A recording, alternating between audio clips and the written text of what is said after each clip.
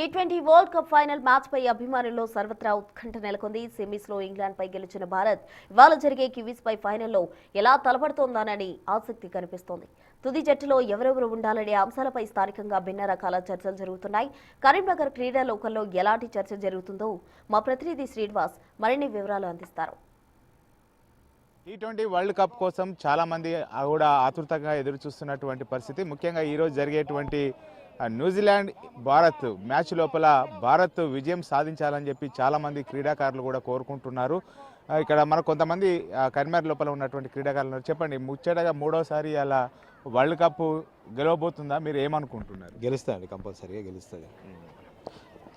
గెలిచే ఛాన్సెస్ ఎక్కువ ఉన్నాయి మనకు. ఆల్రెడీ మన హోమ్ పిచ్ కాబట్టి గెలిచే ఛాన్సెస్ ఉన్నాయి. కానీ ఒకటి మెయిన్ ఏంటంటే ఇప్పుడు హోస్ట్ చేసిన దానిలో ఇప్పటివరకు హోస్ట్ చేసిన చాలా తక్కువ గెలిచినాయి. ఈసారి మనం గెలిస్తే చరిత్ర తిరిగి రాయొచ్చు. ఫస్ట్ వరల్డ్ కప్ అంటే టీ20 వరల్డ్ కప్ అంటే అందరూ కూడా సౌత్ ఆఫ్రికా అంటే విజేత అవుతుంది అనుకున్నారు. కానీ అలాంటి సౌత్ ఆఫ్రికాను న్యూజిలాండ్ సెమీఫైనల్ లోపల చాలా చిత్తుగా ఓడించింది. అంటే వాళ్ళ లక్ష్యాన్ని కూడా దాదాపుగా 12-13 ఓవర్ లోపలనే అంత పెద్ద టార్గెట్ చేయించారు. న్యూజిలాండ్ కూడా చాలా స్ట్రాంగ్గా ఉన్నది.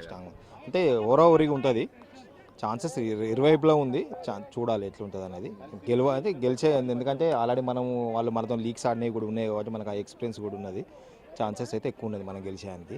కొంచెం మార్పులు ఏమైనా చేస్తే ఇట్లా చెప్పలేము. బౌలింగ్ ఆర్డర్ కూడా ఇప్పుడు వరుణ్ చక్రవర్తిది సరిగా ఏం పడట్లేదు, స్కోర్ ఎక్కువ పోయింది కాబట్టి కుల్దీప్ని తీసుకుంటారా, అట్లా ఏమైనా చేంజెస్ ఉంటే. ఎందుకంటే ఆ పిచ్ ఎట్లా ఏ రకంగా ఉంది, ఇప్పుడు బ్యాటింగ్ పిచ్ ఉందా, బౌలింగ్ ఉందా, స్పిన్కి ఉందా, స్పీడ్కి ఉందా అనేది వాళ్ళకి తెలిసి ఉంటుంది. దాన్ని బట్టి కొంచెం మార్పులు చెరుపులు చేస్తే బ్యాటింగ్ ఆర్డర్ అయితే ఓకే. కానీ ఇన్ని రోజులు అయితే ఇప్పుడు అభిషేక్ శర్మ సక్సెస్ కాలేందుకు ఈ మ్యాచ్కి ఇట్లా సక్సెస్ అయితే మాత్రం బ్యాటింగ్ అయితే లైనప్ మనకి 8 ప్లేయర్స్ దాకా స్ట్రాంగ్ ఉంది. దానివల్ల ప్రాబ్లం ఏం లేదు. ఇక బౌలింగ్ అయితే కొంచెం డౌట్. మేబీ ఒక 5 మ్యాచెస్ చూసినా మనము 5 మ్యాచెస్లో ఒక్క మ్యాచ్ కూడా సరిగా ఆడట్లేదు. మనం ఎక్స్పెక్టేషన్ ఏం పెట్టుకుంటున్నామో దానికి వ్యతిరేకంగానే ఆడుతున్నాడు.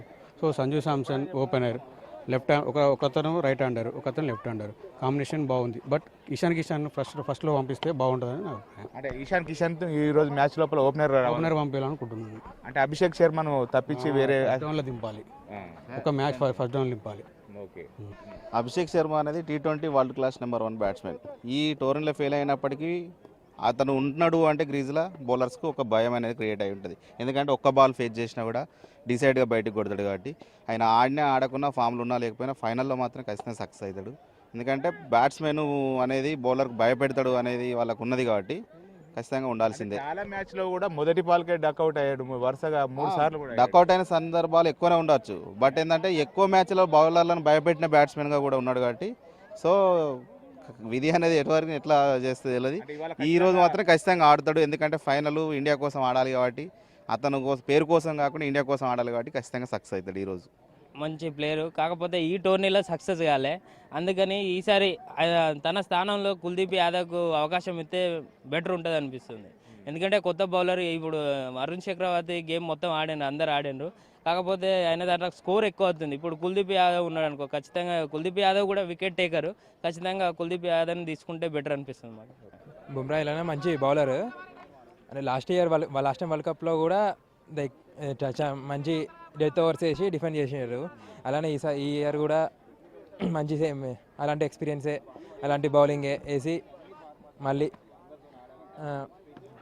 విజయం వైపు ప్రోత్సహిస్తారని అనుకుంటున్నాను.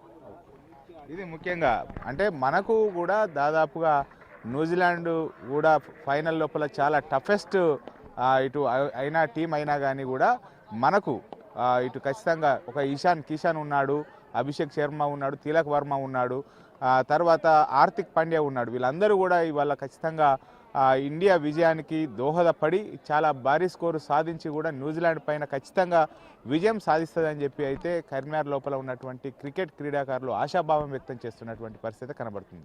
కెమెరా పర్సన్ అంజితో శ్రీనివాస్, బిగ్ టీవీ, కరీంనగర్.